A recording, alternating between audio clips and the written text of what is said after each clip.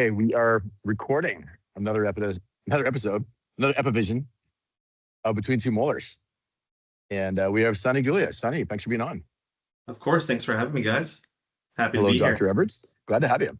I'm in Sonny, I guess I good to see can't you. really turn the camera. I'm in the airport lounge. So to protect the people's privacy, I won't show you where I am. I guess it's probably something wrong with that. Need to get them to sign a waiver. Well, let's get started. Do you have a dad joke for us? Yes. Why don't scientists like atoms? I don't know. Because they make everything up. Yeah, they do. Did you know that one, Doc? Yeah, I've heard that one. That's a good one. I like that. I figure I'd do a little more science-based one since Yeah. we deal with doctors. Very That's topical. good. Well, Sonny, help us get to know you a little bit better. What's something you want to share about yourself? Yeah, so I'll share two things. So one thing that's kind of somewhat oral surgery related. I don't know if Dr. Everts will be proud of this, but I'm 30 years old and I still have two baby teeth. Yeah, it happens. Yeah, Interesting. Holding strong.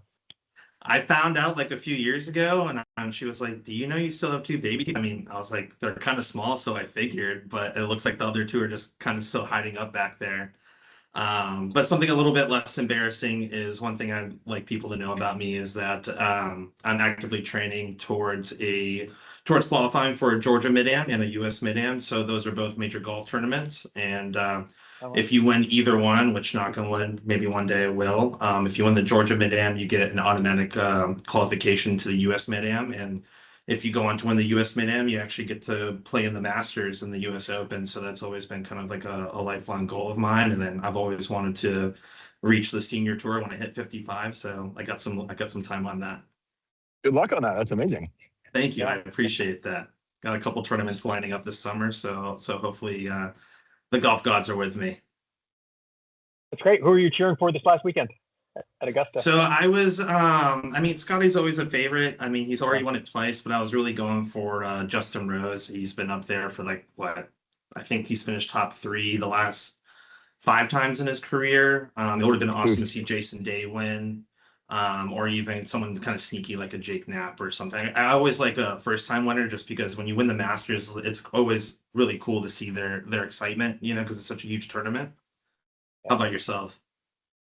I'm not much of a golf guy, so I just love a competition. I guess I like seeing that pomp and stance, of it all.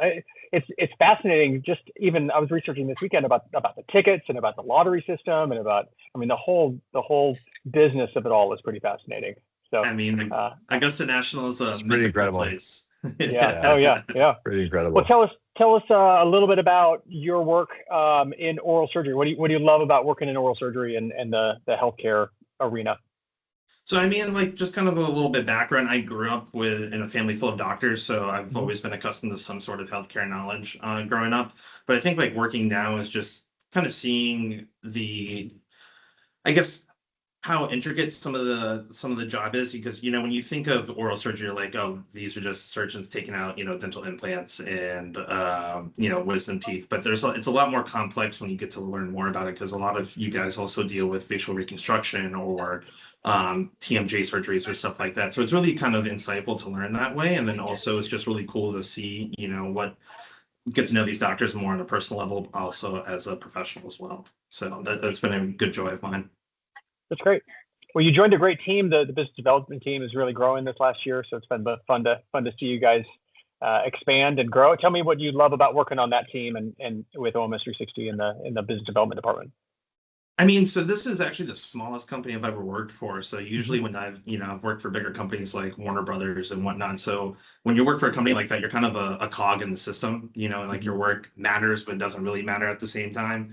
Where like now I feel like I'm a lot more hands-on, and the work that I actually do actually makes an impact for the business itself. So that's super exciting. That my work is very tangible right now. And also it's just, the team that we work with now is great. Nick and Matt are go-getters, and same with Trevor. He's heavy on the BD side as well as our CEO. So it's nice to see like our leader be in the weeds as well. So that's really cool to be a part of. And look, now you're a star on a podcast. Awesome. Exactly. I'll add that to my resume. Thank you for being on. You did a great job. That's great. Really appreciate it. Of course. Thank you, guys. See you, bud. You guys have a good day.